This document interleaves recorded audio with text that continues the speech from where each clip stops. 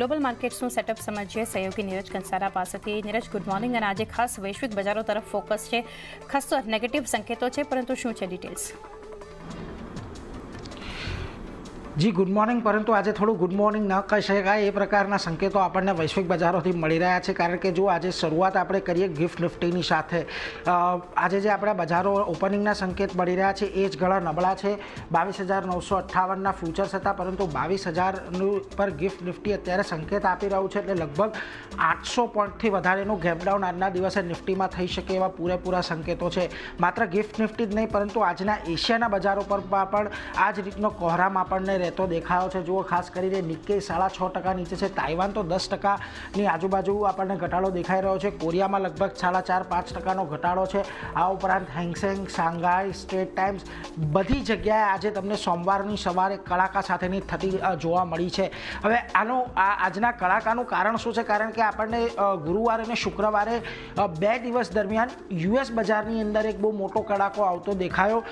ખાસ કરીને અત્યારની પરિસ્થિતિની વાત કરીએ તો આજે જે ડાઉ ફ્યુચર્સ જે છે એ પણ સવારે આપણને એક મોટા ઘટાડાના સંકેત આપી રહ્યું છે, લગભગ 801 પોઈન્ટના સંકેત ડાઉ ફ્યુચર્સ તરફથી મળી રહ્યા છે। અને જો શુક્રવારે પણ 5.5% જેટલો ડાઉ જોન્સ ઘટ્યો હતો, નાસ્ડેકમાં 5.5%નો ઘટાડો હતો, S&P 500 ઓલમોસ્ટ 6% જેટલો ઘટતો દેખાયો। હવે છેલ્લા 2 દિવસ એટલે કે ગુરુવાર અને શુક્રવારની આપણે વાત કરીએ તો આ બંને દિવસની અંદર યુએસ બજારની અંદર એક મોટો કડાકો દેખાયો, અને ખાસ કરીને યુએસના જે રોકાણકારો છે લગભગ $5 ટ્રિલિયન જેટલી તેમની માર્કેટ કેપ છે તેનું આપણને ધોવાણ થતું દેખાયું છે। બીજી તરફ આખા વૈશ્વિક બજારોની અંદર આપણને આજના દિવસે હાહાકાર દેખાઈ રહ્યો છે। 2 દિવસમાં જો પોઈન્ટ વાઇઝ આપણને કેટલો ઘટાડો આવતો દેખાયો છે અમેરિકાના બજારમાં, એના પર નજર કરી લે તો ડાઓની અંદર જ માત્ર 2 દિવસમાં આપણને ઓલમોસ્ટ 4,000 પોઈન્ટનો ઘટાડો આપણને ડાઓ જોન્સની અંદર આવતો દેખાયો છે।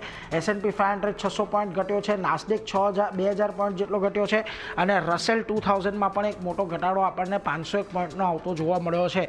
હવે ખાસ કરીને આ તો આપણે બજારોની વાત કરી, પરંતુ ડોલર ઇન્ડેક્સની વાત કરીએ તો જુઓ, ડોલરની અંદર પણ નરમાશ છે, 113ની નીચે આપણને ડોલર ઇન્ડેક્સ ખાસ કરીને પહોંચતો દેખાયો છે। અન્ય કોમોડિટીની અંદર પણ આ જ પરિસ્થિતિ છે। ખાસ કરીને બ્રેન્ટ ક્રૂડની વાત કરી લઈએ તો 4 વર્ષના નીચલા સ્તર પર અહીંયા બ્રેન્ટ પહોંચતું દેખાયું છે। બીજી તરફ એપ્રિલ 2021 બાદ આપણને લગભગ $64ની આજુબાજુ બ્રેન્ટ આવતું દેખાયું છે, અને $63 સુધીનો ઘટાડો આપણને અહીંયા આવતો જોવા મળ્યો। ખાસ કરીને WTIમાં પણ $61ની આજુબાજુનું કામકાજ આપણને જોવા મળ્યું છે, અને ગયા 4 દિવસની જો ખાલી વાત કરી લઈએ, એટલે કે ગયા અઠવાડિયાના 4 દિવસ મંગળ, બુધ, ગુરુ, શુક્રની, તો લગભગ 16% જેટલો ઘટાડો આપણને ક્રૂડની અંદર એકાએક આવતો દેખાયો છે। બીજી તરફ સોના ચાંદીમાં પણ એક મોટી વેચવાલી આપણને ખાસ કરીને જોવા મળી છે, જે આખી નર્વસનેસ આપણને દેખાઈ રહી છે। 1 મહિનાના નીચલા સ્તર પર સોનું આપણને પહોંચતું દેખાયું છે, અને કોમેક્સ પર લગભગ $3,000 નીચે ફરી એક વખત અહીંયાથી પહોંચ્યું છે। 4 મહિનાના નીચલા સ્તરો પર ચાંદી પહોંચી ગઈ છે, અને $30ની નીચે અહીંયા પણ આપણને કામકાજ થતું દેખાઈ રહ્યું છે। એટલે બધી જગ્યાએ અત્યારે આપણને એક વૈશ્વિક વેચવાલીનો માહોલ જોવા મળી રહ્યો છે। હવે ખાસ કરીને આ બધાનું જે મુખ્ય કારણ છે ટ્રમ્પનું ટેરિફ, એને લઈને આપણે હવે સતત નજર બનેલી છે, પરંતુ આ બધાની વચ્ચે ચીને એક વળતો પ્રહાર ખાસ કરીને યુએસની ઉપર કર્યો છે। યુએસના ઇમ્પોર્ટ પર તેમણે 34% જેટલી ટેરિફની જાહેરાત કરી છે, અને જ્યારથી 9 એપ્રિલથી જે રેસિપ્રોકલ ટેરિફ અમલમાં આવવાના છે, ચીનના જે ટેરિફ છે 10 એપ્રિલથી આપણને અમલમાં આવતા દેખાશે। ચીને ખાસ કરીને 7 રેર અર્થ મિનરલ પર પ્રતિબંધ મૂકી દીધો છે।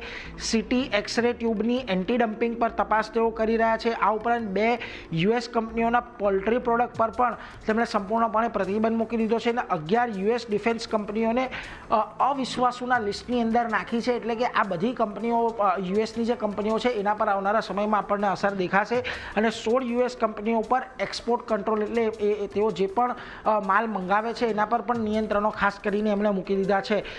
ચીનના આ જે પલટવાર પર ખાસ કરીને ટ્રમ્પે કહ્યું છે કે અહીંયાથી ચીન ખોટા પગલાં ભરી રહ્યું છે, અને આ નિર્ણય તેમને ભારી પડશે।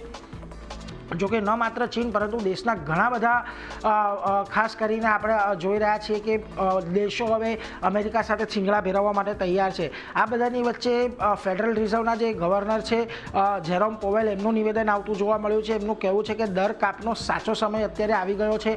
આવા સમયમાં રાજકારણ છે એ અહીંયાથી બંધ કરી દેવું જોઈએ, અને ટ્રમ્પ ટેરિફથી મોંઘવારી વધશે અને ગ્રોથ ઘટશે એવું તેમનું પણ ખાસ કરીને અહીંયાથી માનવું છે। આ બધાની વચ્ચે ટ્રમ્પનો યુએસમાં નહીં, પરંતુ વિશ્વના અન્ય દેશોમાં પણ ખાસો એવો વિરોધ અહીંયાથી થઈ રહ્યો છે. ટ્રમ્પ ટેરિફનું સમર્થન નથી કરતા એવું વોરેન બફેટનું ખાસ કરીને કહેવું છે. યુએસમાં ટ્રમ્પ અને મસ્ક વિરુદ્ધ આપણને એક મોટા પાયે પ્રદર્શન જોવા મળ્યા અને ટ્રમ્પના ટેરિફ નિર્ણયથી દુનિયાભરની અંદર પણ એક નારાજગી છે અને ટેરિફ ગ્લોબલ ટ્રેડ માટે એક મોટો ભય છે એવું હોંગકોંગનું ખાસ કરીને માનવું છે.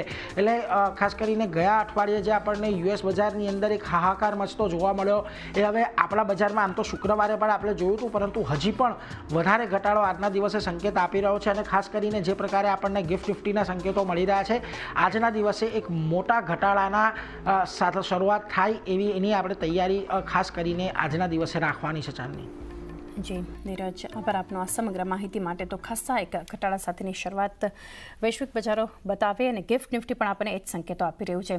પરંતુ આગળ નજર કરીએ તો ડોનાલ્ડ ટ્રમ્પ જે ખાસ કરીને એમને નિવેદન આપ્યું છે બજાર માટે થઈને, ખાસ એમનું કહેવું છે કે ગમે તે થાય પરંતુ અમેરિકા મજબૂત બનશે અને સાથે જ એમણે ઉમેર્યું છે કે ટ્રેડ વાર્તા અંગે પણ નિવેદન આપ્યું છે. શું છે ડિટેલ્સ એ સાંભળીએ.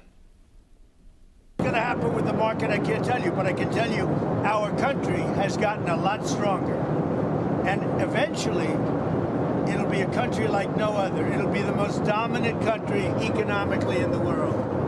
I think your question is so stupid. I mean, I think it's I don't want anything to go down. But sometimes you have to take medicine to fix something.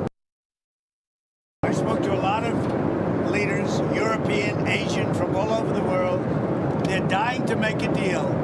But I said, we're not going to have deficits with your country. We're not going to do that, because to me a deficit is a loss. We're going to have surpluses, or we're at worst going to be breaking even. તો એ સાથે જ